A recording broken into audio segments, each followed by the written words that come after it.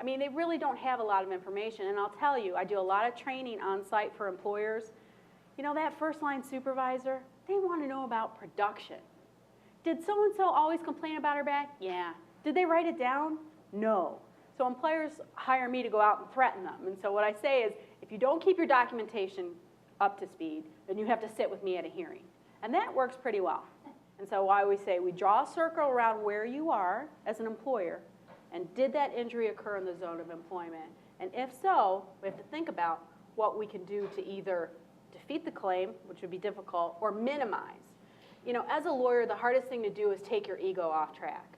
Sometimes you know you are right, but sometimes that's not right for your employer.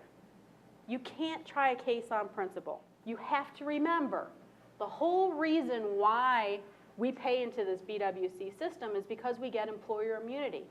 I get lots of little employers who say, this isn't fair, this isn't fair. Well, do you want to be sued for pain and suffering?